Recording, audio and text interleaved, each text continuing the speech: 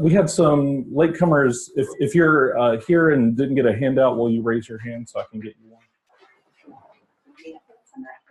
one? I'm about out, but yeah. For those of you who are joining us online, there's a handout that's in the room, but I will try to kind of keep y'all up to speed. And I will also make versions of the PowerPoint and the handout available electronically after the meeting today.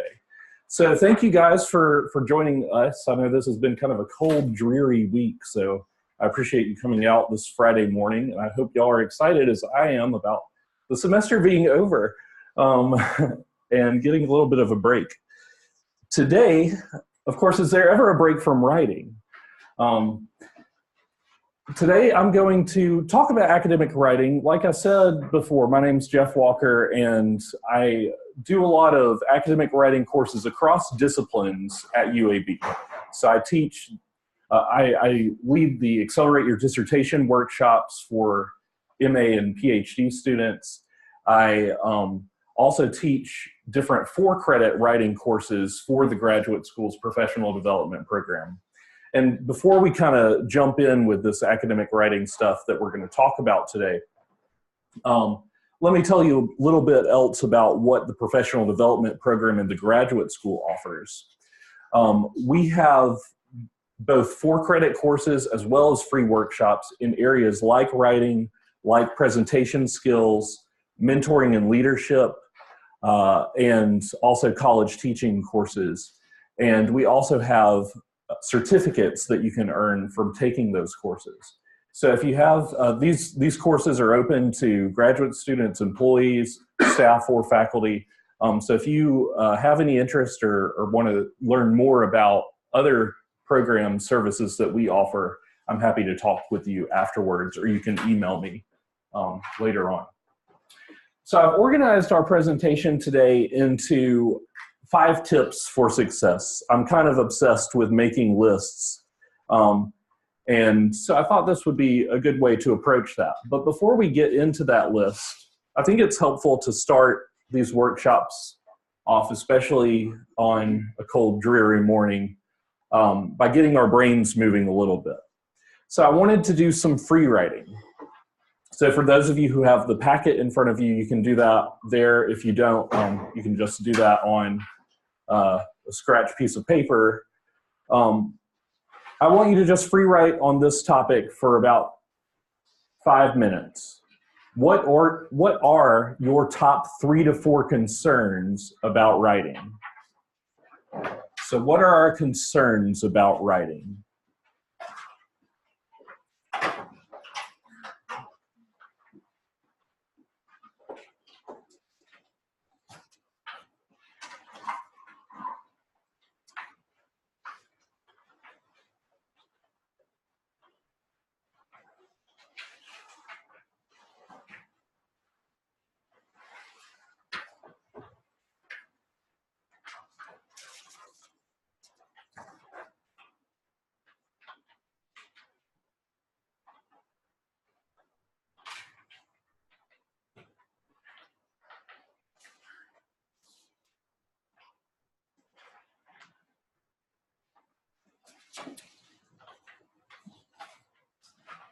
More copies of the handout are being made right now if you don't have one yet.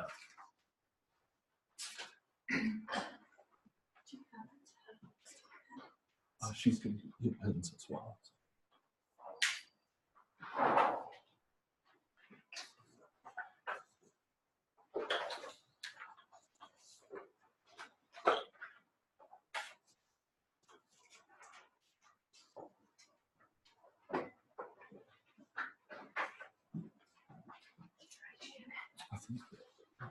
Okay. Does anybody else see a pen?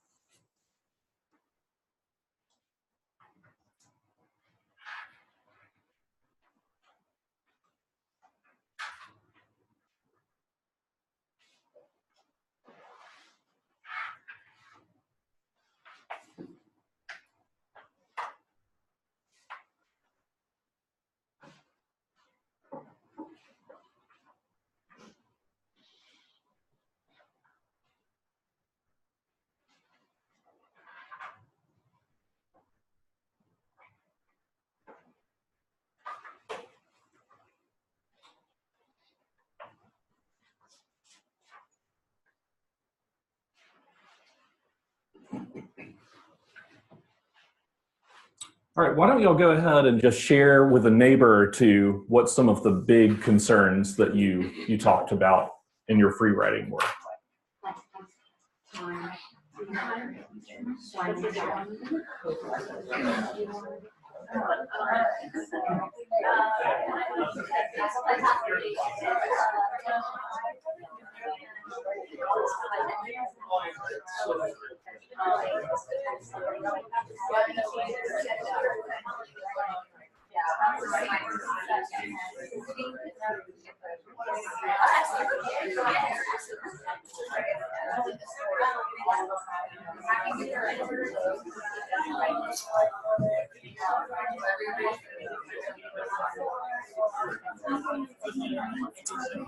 I didn't notice.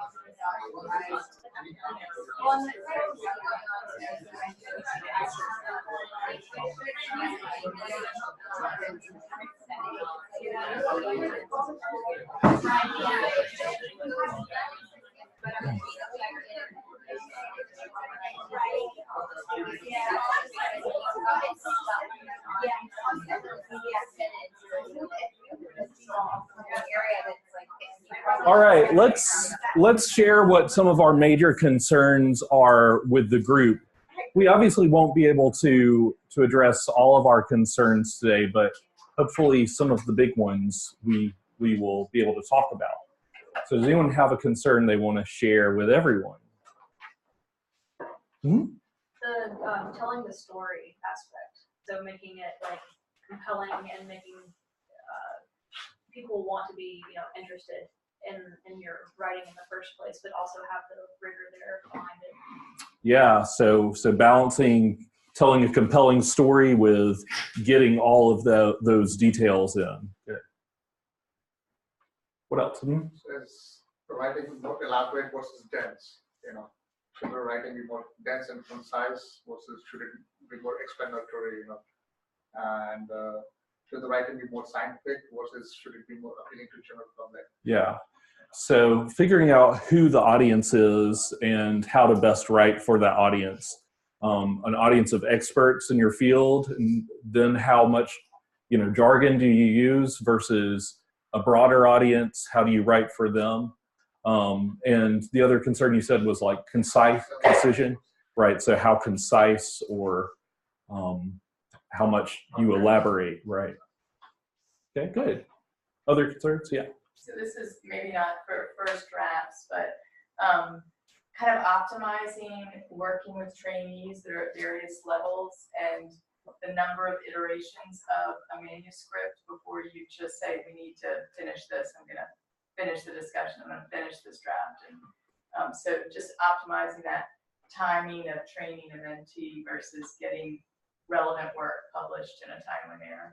Yeah, great. So a couple of things that I'm hearing that I can apply to maybe everyone is balancing your time with writing, editing, working with mentees, doing other responsibilities. And if you are training or collaborating with others on a project, then that balance of handling that writing and editing and revising process there as well. Good. Any other big concerns? So I would staying clarity and making sure that I'm not so close to the picture that I don't give the detail that are needed so that the reader would get the rationale or get the why this is done, because I get sometimes so close that I think it's everyone knows it. Yeah. So Yeah. So making sure to state the significance, the relevance of the work, and this happens to us when we're too close to a project, is sometimes there's the curse of knowledge where we forget what it's like not to know something that we know so well. And then other times we think it's just apparent to everyone why this is important, and maybe it's not. Okay. Any other, yeah. Paraphrasing effectively when I'm using other papers Mm. as sources and not accidentally plagiarizing, and paraphrasing effectively, but then containing the meaning, not losing the meaning. And then also not knowing how to get started Yeah. in the very first place, not knowing what to write in the beginning. Right. A blank page is the scariest thing sometimes. So yeah, both of those are great concerns. Being able to paraphrase effectively without accidentally plagiarizing, I think, is important. So my guess is there were other concerns written about and talked about, and maybe you, what I hope is that you will have a lot of these concerns addressed today. Obviously, within an hour, we can't address everything. But maybe also you have new concerns that you didn't know about already. So that's always the fear here. But we'll kind of jump in. But this is a good answer sometimes to the getting started question, what we just did, the free writing process. On the handout, it says, writing often proceeds most smoothly and fluently when writers work without conscious reflection of what they're writing. So free writing is just that process of writing as much as you can with only one limitation, and that's like a time limit. So you say, I'm going to take 10 minutes in free write. I know that what more often happens and where we go wrong is that we start editing ourselves, censoring ourselves before we put pen to paper. And we're like, no, that's not a good idea. That sounds stupid. I'm not going to write that. And that obviously kind of gets us held up, and then it can take us a really long time to even write, one or two sentences. So a more effective way is to kind of get your ideas on paper and then judge them afterwards. And I think that applies to writing as well, is to get that first draft, write what you can, knowing that you're going to come back and edit that later. Too often we're trying to write and edit at the same time, and that is not the most efficient way of writing, because no matter how long you spend on that first draft, you're still going to have to go back and revise that later on, right? So this will kind of take us into my first tip. The first couple of tips are mostly related to productivity with writing. And so the first is to create SMART goals for your writing. I'm guessing that a lot of you have heard this acronym used before, SMART. And there's some variations on the words that people use here, but we're using SMART goals here to mean goals that are specific, measurable, achievable, realistic, and timely. So let's break that down. I'm curious, how many of you have writing goals for the holiday break? So yeah, several. Good. Yeah, this is sometimes how it goes. Is it's the fall semester. We're busy teaching or doing stuff in the lab. We have other responsibilities, and we don't have as much time to write as we would like. So we say, okay, well, during the break, that's when I'm going to get this writing done. And then the break comes along, and I just don't feel like writing. I don't know if any of y'all can relate to this, but summer break, holiday break, fall break, spring break, whatever breaks there are, It's not like time just magically appears where you're going to be able to get all of that writing done. So what we're trying to do by making specific goals is making writing into a habit. So your goals should be specific, number one. It shouldn't just be, today I'm going to work on this paper. Okay? So that's good, but what exactly are you going to do? The more specific that you can be, the more narrow your focus is going to be in whatever kind of writing session that you have. That will also help your goal be more measurable. You should be able to say at the end of a writing session whether you met your goal or not, whether you achieved your goal or how close you came to achieving your goal. So something specific might be, I'm going to write 1 page of my lit review today. And you can measure that, right? You can say, okay, I wrote 1 page or I didn't. I only wrote half a page. So I have this much more work to do.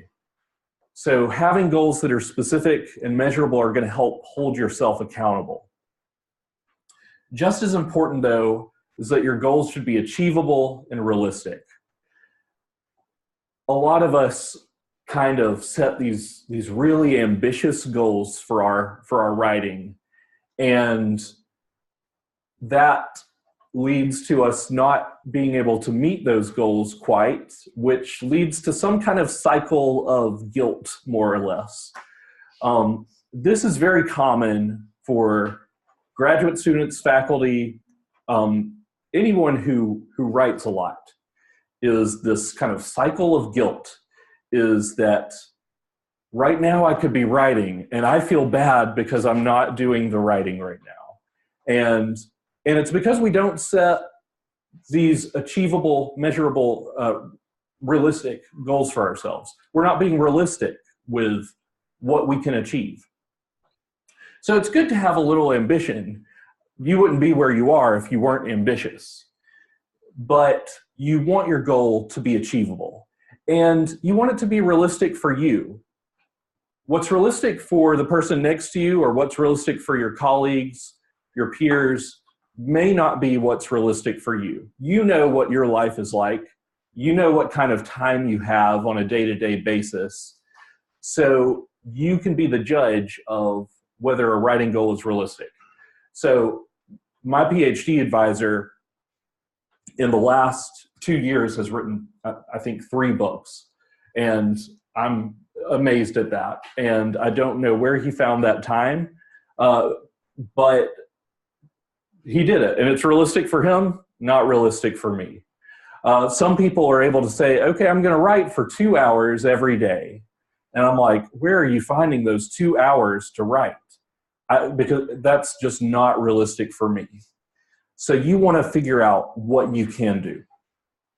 And the last thing about your SMART goals is that they should be time bound. So you should set these deadlines for yourself or carve out time in your schedule to achieve these goals. So we'll have a little bit of fun here with taking some goals and then making them smarter. So you can do this with a neighbor. I want you to choose one of these goals. So this week I will work on my research paper. I will finish a good chunk of my book project by the end of the summer. Or I'm going to write this grant proposal as soon as I finish watching Game of Thrones. All right, so I want y'all to take one of these goals with a neighbor or two and then make them into a smarter goal. That is, make them more specific, measurable, achievable, realistic, and time-bound.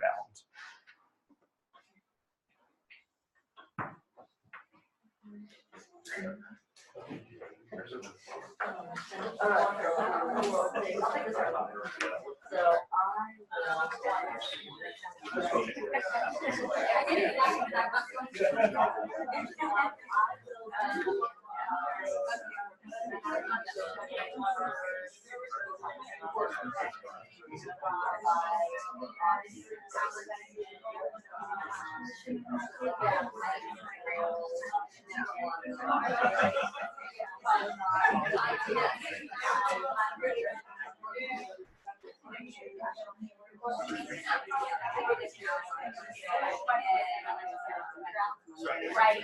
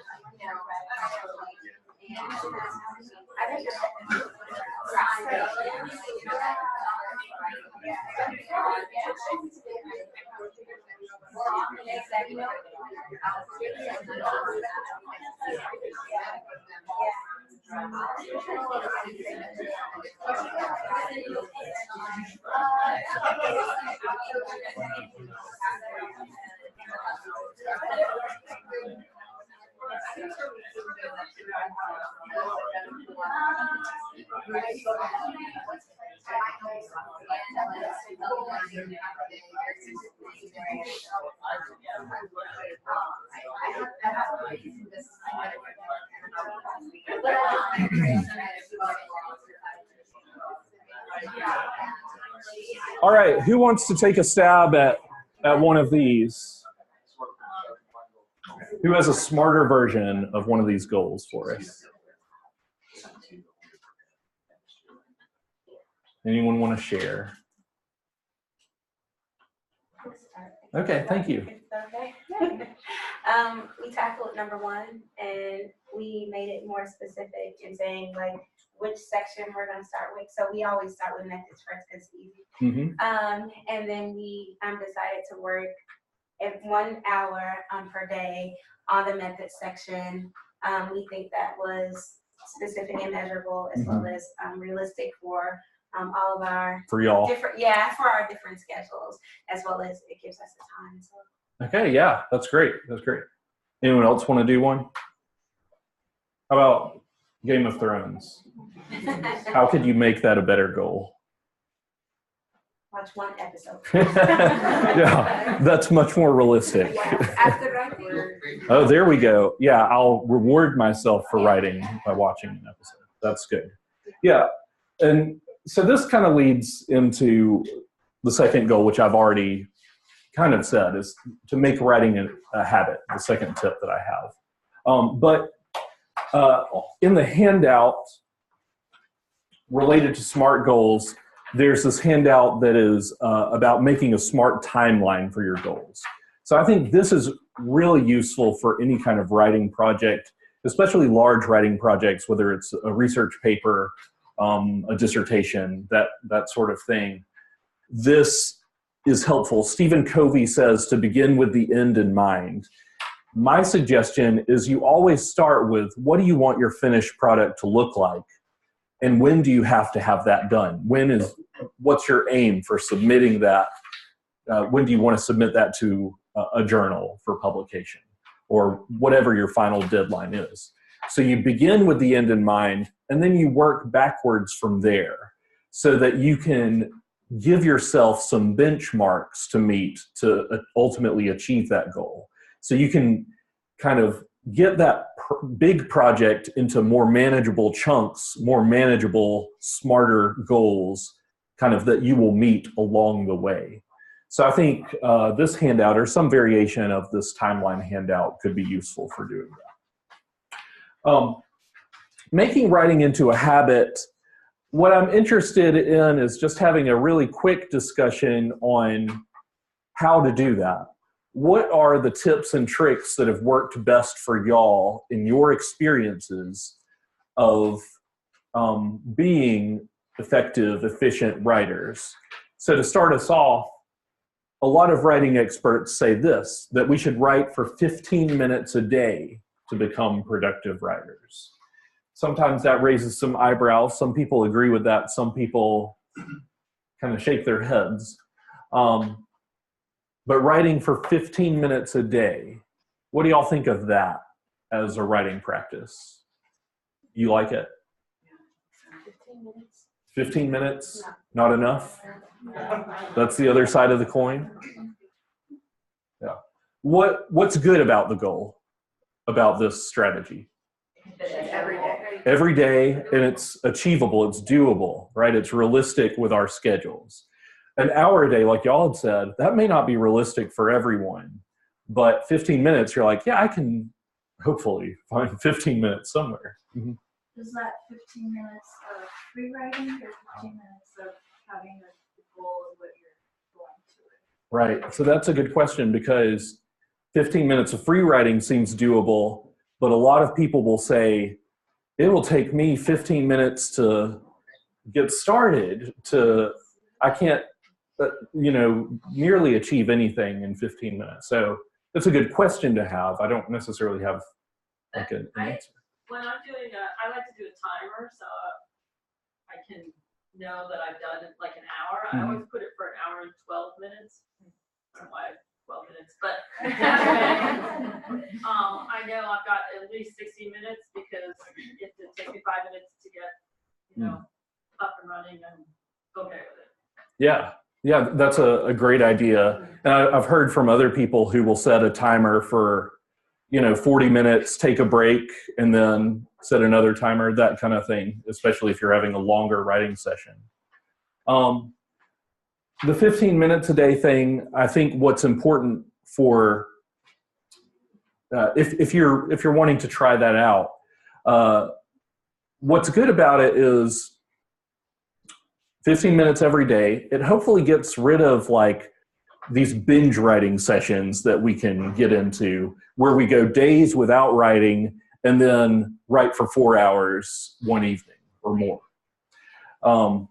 And that can also help us kind of get over the hurdle of, well, it takes me 10, 15 minutes to get started. Because if you're writing every day on a subject, then it's going to be fresher in your mind kind of the next time that you return to the paper. I think what's important for it to be practical for me is that you don't just limit yourself and say, I'm only going to do 15 minutes every day, because then you may not make as much progress as you could. So some days that 15 minutes might turn into 30, 45 minutes and you have a productive writing session. Other days it may just be those 15 minutes. You may not feel like you got a lot done, but hey, at least you did something. So I think that's kind of the key to this strategy. But what other strategy, or yeah? Can I ask you a question about that? There's a book by Cal Newport that says if you really want to get deep and write, you have to do it for 4 hours at a time, and J.K. Rowling writes this way. Oh. They argue from a neuroscience perspective that unless you're really in that zone, that you're always going to be pulled away and not focused on your writing. So what do you think about that? Is 4 hours what we need to aim for? Is 15 minutes? That's a real answer. But So 4 hours in every day is a little hard to find. that's great. I've read a ton of different interviews with writers on the Chronicles website, and all of them have something weird to say or something unique to say about what works best for them. So I kind of vaguely say experts say this, but the key is to find what works for you. And if 4 hours a day works for you, then more power to you. If the 15 minutes a day thing is what's realistic for you, then that's good too. That's why I kind of want to share what tips and tricks work for you or what hasn't worked for you so that we can kind of learn from each other collectively and find out. So a couple of things that I'm inconsistent on, but when they work well. Having a legal pad next to my bed at night. There's a lot of young people in here, and you guys probably sleep through the night. The older you get, you don't sleep. And like 3 or 4 o'clock in the morning, you can have some really good thoughts. Yeah. But if you don't have a paper and pencil there, then you have to like think about it again in the shower, and then think about it again when you get to the office. Mm-hmm. And so, giving up on writing at work. Work is like the death nail to getting work done. The work location, the office is. So I like to get away from, my office because I have an open door policy, which means people walk through the door and talk to me about things, and that's really good. But it even 15 minutes can be hard to squirrel away, unless I shut the door. Mhm. So writing in other spaces, other locations with email off. I'm inconsistent about writing into my calendar writing blocks, but Mhm. when I have them, then I don't put appointments over them, or I have to be intentional about canceling the date with myself to write. So I feel like that's something I need to be more consistent with, because even 15 minutes can feel hard when somebody else is managing your schedule and filling it up with lots of appointments and Mhm. what have you, or clinical time, or Absolutely. It can be really difficult for us to prioritize our writing time. That's one of the reasons that a lot of people will, again, a lot of kind of vague writing experts will say the morning hours are the best time for writing before you do anything else, before you check your email or yada yada, is schedule your writing time then. The idea is that if you start writing, you can feel productive early in the day, and your emails can wait 30 minutes or so. Whereas if you put writing later in your day, other things are going to come up that could easily kind of eat into that time. A couple other things that you said that I think are really great advice is finding the writing place that works best for you. For some people, that might be your office. For some people, it may be a coffee shop or a library. Other people may not be able to work in those locations at all. And mine kind of changes. Like sometimes it's the kitchen table, like for a couple of months, and then that doesn't work for me, and it's somewhere else. But find where the space that you can write in the best. And the same with the writing time too. Is I give this morning advice, but I'm not a morning writer at all. I'm an evening writer. That's what works best for me. So again, it's trying some of these tips out and then just seeing what works best. A lot of it's kind of mental tricks that we play on ourselves, I think. I've heard from a ton of graduate students that when they want, or when it's time to write, they get a sudden urge to clean the house. Yes. Yeah. and I'm not exactly sure what it is. I think it's we're still being productive. So there's some element of, well, I'm being productive, but you're not doing what you set out to do. So that's another place where maybe a timer could come in handy, is like, okay, I'll clean for 5 minutes. I'll clean the space for 5 minutes, and then I'm going to write. But that's funny to me that I remember that being my case when I was writing my dissertation. I thought I was alone in that, so that was kind of fun. Any other tips or tricks that work for y'all that you would like to share? This kind of goes back to the location. I work in a shared space as well, but we have a really great scheduling system for rooms in our building. And so by scheduling myself in a little conference room or an interview room, it's like kind of official. Mm-hmm. So it kind of holds myself accountable, but necessarily like putting it in my own schedule, which of course I can change it if I want to too, but it feels a little bit more official, and that's what I have to do. That's my time, and then that's my location too. Mm-hmm. Mm-hmm. One tip for me is getting away from the computer and just pen to paper. John Maxwell, leadership, he's written over 100 books. Yeah. He's written them all about pen. So, because I'm prone to editing that sentence in the first sentence. Yeah, that's good. And I've read some interviews with people who write on paper first, and then they take the opportunity of when they put that on the computer to do some of that editing. So that could work for people. Okay. Any others? For me, planning what I'm gonna write is very helpful. Like if you're working on the methods, if you plan ahead about what are the things that you write on, how you divide the sections. Yeah. So have the full idea about what you're gonna write, and this will decrease the time that you spend writing the whole thing. Absolutely. Yeah. This is more of a brainstorming thing. I wonder if anybody here uses any dictation systems to capture their free flow thought. They're getting better and better. They're certainly used in clinical medicine and things like that. I've seen really antiquated professors write book chapters, dictating in.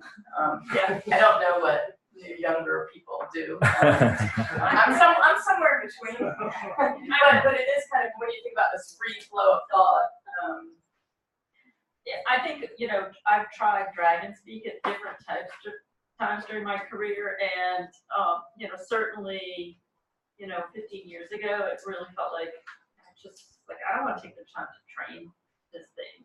But as they get better, then you get back and you think, well, should I try it again or not? So I like the typing. I like to put music on and then just kind of like. Yeah. I'm not familiar with any software either. Anyone else? Dragon's really quite good now. I used it last year. InModo's not bad for clinical, but you have to train it for your scientific, knowledge base. Mm-hmm. Like, for some reason, I haven't tried that, but I'm thinking of doing that, but mainly using for clinical. Yeah. One, too, a lot of us do something for a couple of months, might change something. So if you're feeling particularly in a block, it might be something new to try instead of just cleaning the house. Yeah. They have them for, personal use too, and they're really quite good. Mm-hmm. I mean, obviously the technical stuff you're gonna have to train, but just the baseline is pretty good. Mm-hmm.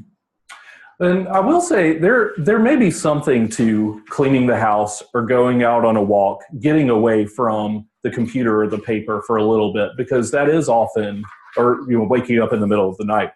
Those kind of things might be when you have this idea out of nowhere.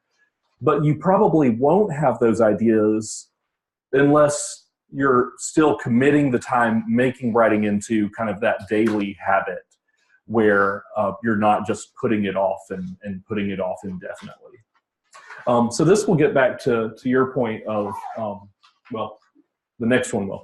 I've forgotten the order of my tips. This is something else that I do. So I mentioned I love making lists. This is something that I do to avoid writing, is I'll spend a lot of time outlining or making lists, checklists, and remaking those checklists instead of doing the actual writing. So checklists can be good, outlines can be great, but you eventually want to get to the actual writing. Modeling good writing is really good advice. This is what I tell, I preach this in my dissertation workshops, is I'll ask dissertation writers how many of them have actually read a dissertation before.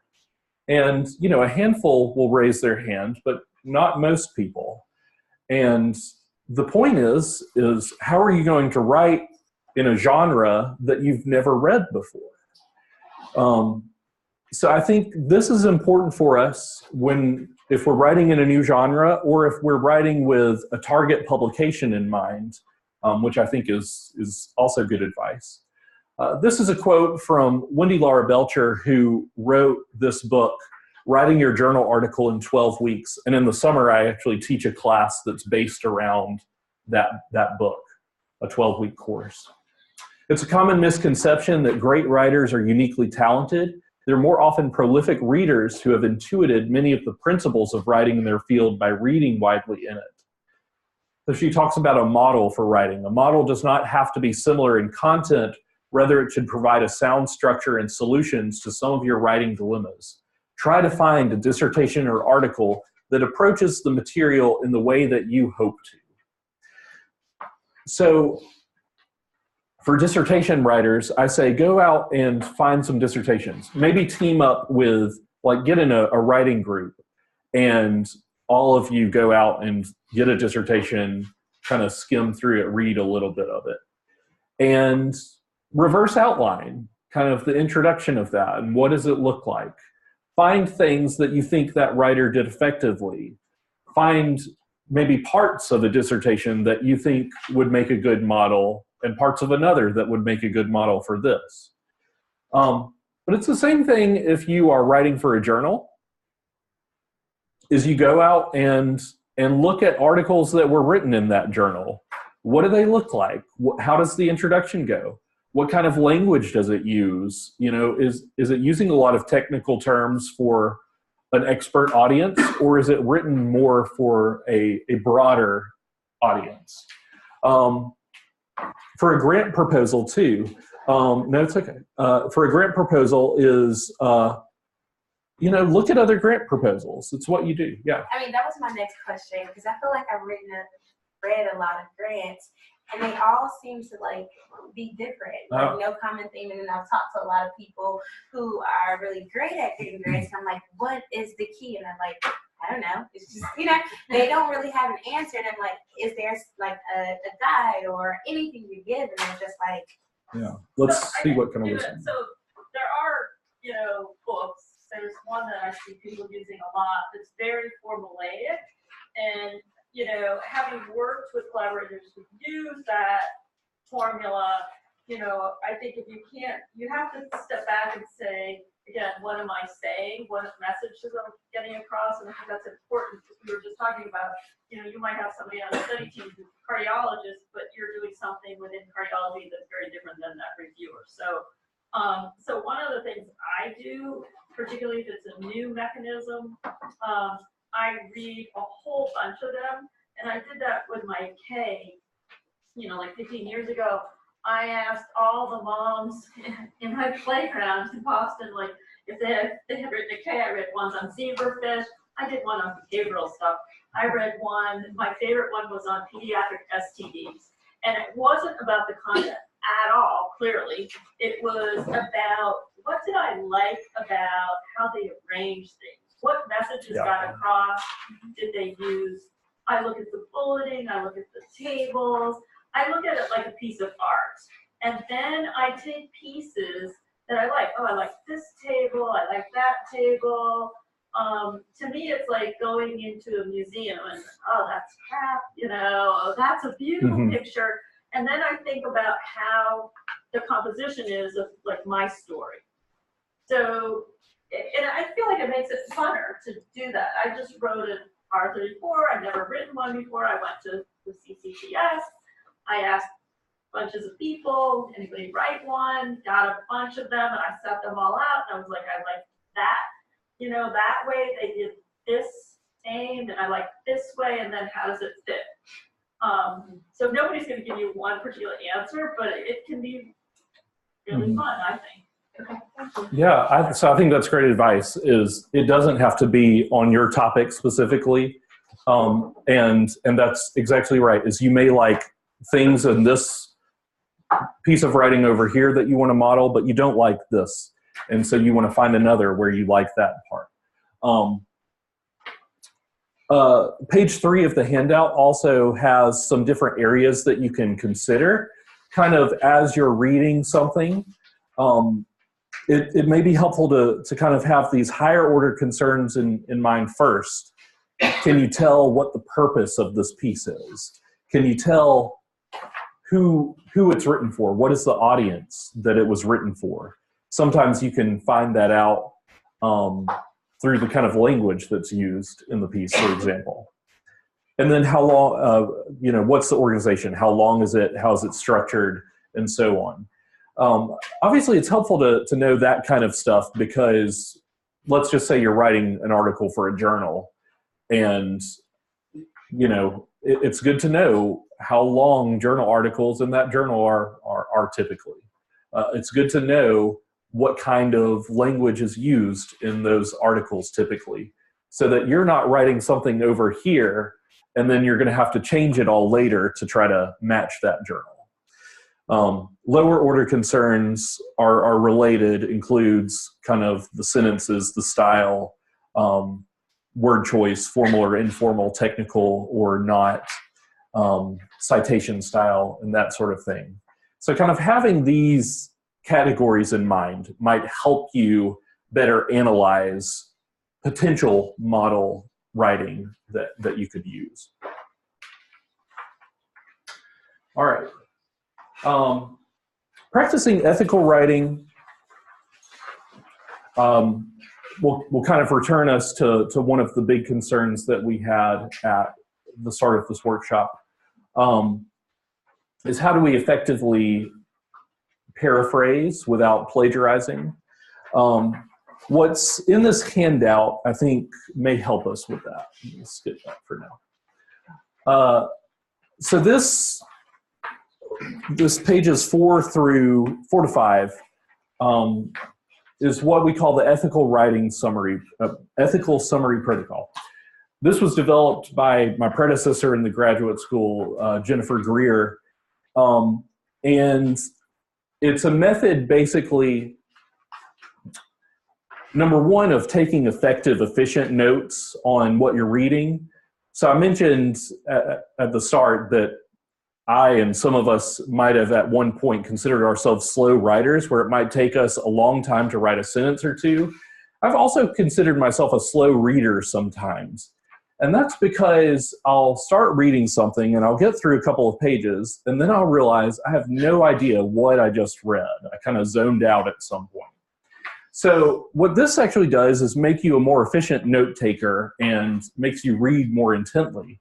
But then the next step of that is that it helps you summarize what you've read without committing plagiarism.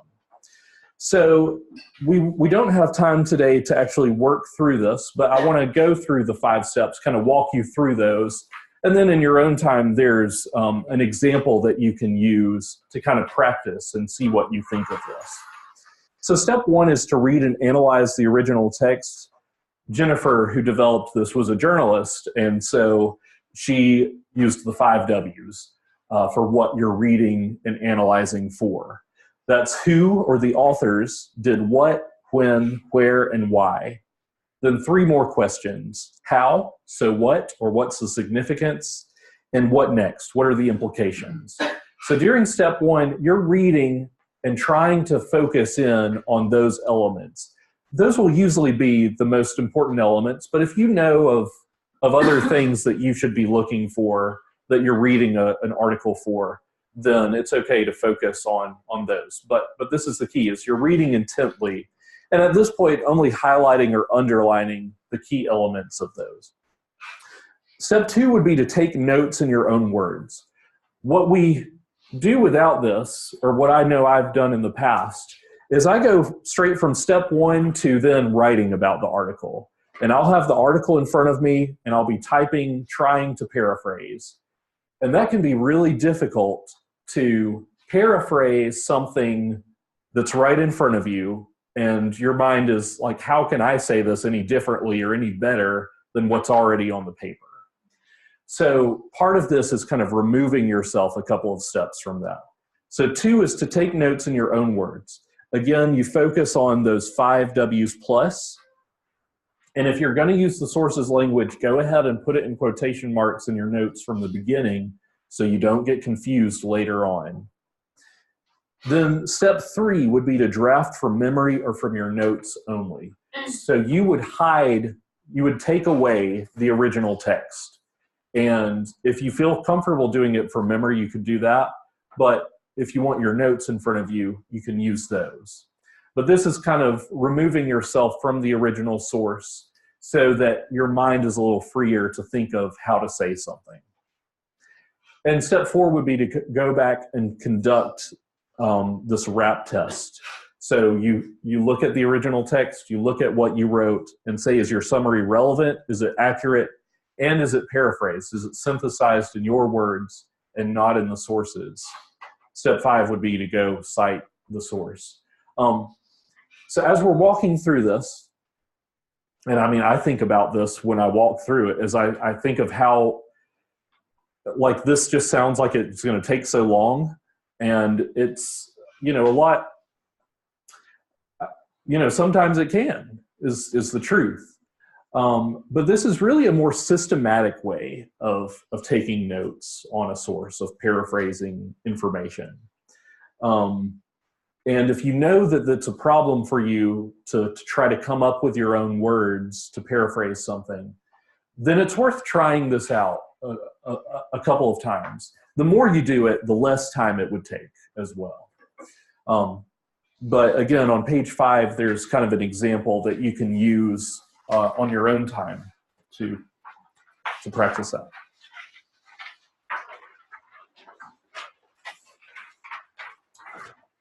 Okay, and the last tip that I've included in the slides today is to create outlines. So that's something that was mentioned in our kind of making writing a habit, writing tips phase, creating outlines is a really good practice. And it'll help you if you know how the piece is outlined. That means you don't have to start at the introduction of that paper. You might jump to the methods section like was described earlier. But it's harder to do that if you don't have a clear outline of what your writing is going to look like. Something that I've included in the handout that is related to this is finding different outlines for different types of writing. One book that I'll recommend is Swales and Feek. Swales and Feek are great writers who write about academic writing. I think it's just called Writing for Graduate Students, but it's helpful for anyone who's doing academic writing. And they will go over different outlines for an introduction or for a literature review or different genres that you might be writing in. One that I've included in the handout is outlining an abstract. And I wanted to talk about that with the minute or two that I have left, just because I think abstract writing is also a good pre-writing activity and a good outlining activity before you jump into the full paper or the full writing project. A lot of times we'll do the abstract last. Is kind of what makes sense to us. It's kind of an afterthought sometimes as we write the paper and then it's like, oh, I have to have an abstract for this. And so we'll write the abstract. And at that phase, it's kind of can be difficult to get everything down and be so concise when you've just spent a lot more space writing about what you're talking about. So this kind of goes over 5 moves that you can make in an abstract and that are common in abstracts across disciplines, where you outline a problem in the field, you justify the study with a gap in the research, you introduce the study's purpose or aim, you briefly summarize the method, and you highlight key findings. So this can help you keep yourself focused for abstract writing, whether you're doing it at the beginning or end of the process.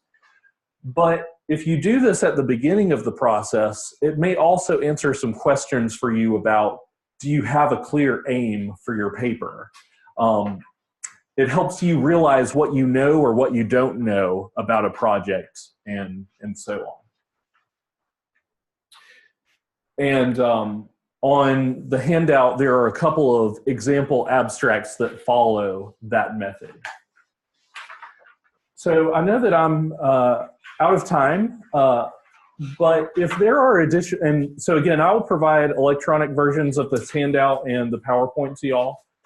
If there's additional questions that you have about writing or questions about workshops or anything that we offer, do feel free to reach out to me. Ask me any writing related question. I'll be honest with you if I know the answer or not, or if I have a resource for you or not. But it may be worth reaching out to see. You can email me at jeffwalk@uab.edu. And again, I'll be happy to take any questions you have about writing or about any of the services offered by the Professional Development Program. So thank you guys for having good discussions and everything today. I appreciate your time. Thank you guys. Will you be able to stay and join us for lunch? I've got to, I'll say a few minutes to see if people have questions or anything, but I've got to run after that. Any other questions before?